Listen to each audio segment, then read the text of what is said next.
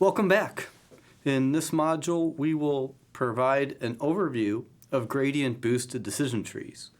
Now, this approach has become quite popular in recent years. It's like everything else in this particular part of the instruction is a feature-based approach. However, it has had some very good results in terms of accuracy, and some mature tools such as XGBoost have really enabled machine learning developers to deploy this in a lot of different use cases. So, simple objective for this particular lecture. So let's get right into it. So here's the problem. So we want to find a series of functions where when you take those functions together and add them up, they give you your y hat, so your target. So the key thing here to note is throughout this course, we typically talk about a machine learning model as being a single function. Now we're talking about a sum over k functions. Now this might strike you a little bit like the random forest model that was discussed in a different lecture. But if you recall, with the random forest model, you had a bunch of decision trees, and then they would all vote on the target class. Here we have a bunch of functions, and you're adding them together to get the value for the target class. Now, of course, this can be used in both regression and classification alike. With classification, you could think of all the functions returning a 0 or a 1, and so in the result, if it's 0, it is in the negative class, and so on. Now, how do we go about finding these k functions? Well, we present our normal loss function, where we're comparing yi, which is the ground truth, with y hat, which is just the thing that's right above. And then we add in this omega function, which is a regularization function. And notice we're summing over the k different functions here in regularization. So except for that summation, this is really kind of a standard regularization term that we have discussed earlier. So here's the problem, though. We can't use gradient descent like we could in other problems like in the neural network or with linear regression and so forth. And really, it's all has to do with we want to learn k functions. And gradient descent is not really designed to find whole functions. It's more about the parameters because you're taking that partial derivative. So we have to do something a little different. So additive boosting. So what this concept is about is that we say that we're going to proceed in k rounds. We want to have k functions. We're going to have k rounds. And at each round t, we're going to find a new learner to add to our ensemble. And we're going to say y hat t minus 1. That was the prediction from the previous round. And so how are we going to learn a function in the current round, given that we know the prediction from the previous? Well, we're going to look to minimize the following. We want to minimize the loss between yi, which is our ground truth, and then this is what we're comparing it to. So we've got yi t minus 1, which is the prediction from the last round, and we're adding to it the result of this function multiplied by this regularization term eta. And so if I just click through here, we have f of t. This is where it's showing up. So we're finding f of t. It's predicting what's called, predicting what's called the residual, the leftover stuff from the last round that wasn't yet predicted. So you could think of this as with each round of this algorithm, the new model you're learning, that's just sweeping up the mess from the previous round. Now, they found in practice this idea of shrinkage, that they add this factor to the model that you learn at each round, helps prevent overfitting and is a form of regularization for this type of model. Eta here is another hyperparameter. So this is in addition to your regularization function omega that's thrown on the end.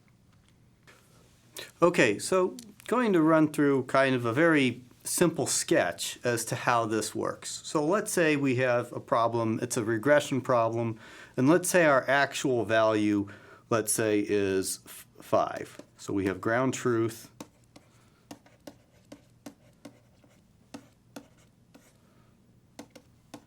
is 5.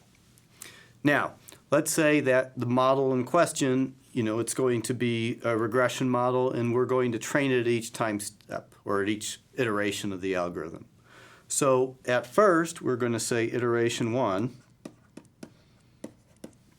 Let's say we learn some function f1, and f1 of x, let's say that equals 4. Okay? f1 was trained to try to predict a 5, hopefully. Okay? It gave us a 4 for this one sample.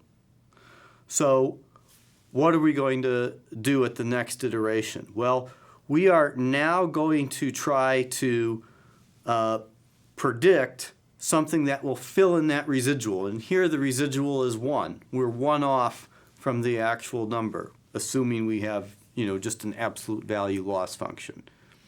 And so at iteration 2, f2 of x is going to provide, let's say, a number of 0.6. Okay? And let's just assume eta up here equals 1, just to keep things easy. So now what we got is y hat overall. So y hat in the first iteration was 4. Now it's 4.6. So notice that f2 is likely going to be a much different function from f1. It's taking the same vector as an input, but it's fitting a totally different target value because it's trying to figure out how can I account for the residual as opposed to the full value. So let's say maybe k is equal to 3, and we have iteration 3, f3 of x, and let's say that equals 2. So then we get a 4.8. Again, f3 of x, this is using the same samples in our evaluation of it as we did for the other 2 functions that we learned. But now it's creating a function that's totally different because it's trying to find a much smaller value. And this goes along with classification as well. Missed samples are getting picked up by the functions that are learned later on in the process, thus improving performance. And when you kind of see what we've sketched out on this slide here, you can get a nice intuition as to why this thing works, because it's creating a model, and then it's looking at the errors and is thinking, how do I attack that error? It's really kind of an elegant way to do business when you think about it. So with XGBoost, the interesting thing about this software package is that it is designed the way it learns that function at each iteration to be connected with the overall goal. And XGBoost is learning a decision tree at each iteration, and here's the strategy that they take.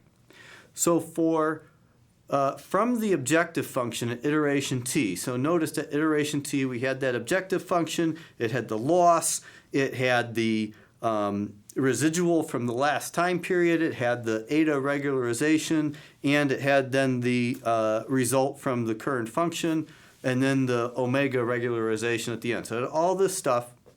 And what the XGBoost creators did is they used that function to then derive an impurity function. So if you recall back from learning about decision trees, we had impurity functions like entropy or the Gini index. Well, they created a special one in XGBoost that is directly related to the overall objective function. And so each time a new model is learning that residual, it's doing so in a very directed fashion, which is, adds to the performance. And so, yes, just like with any decision tree, the impurity function is used to create those splits. And getting back to just what I said, in this way, XGBoost is doing these individual steps that are attacking that overall loss to the maximum extent possible. So anyway, hope you enjoyed this nice overview of XGBoost. Stay tuned for more content.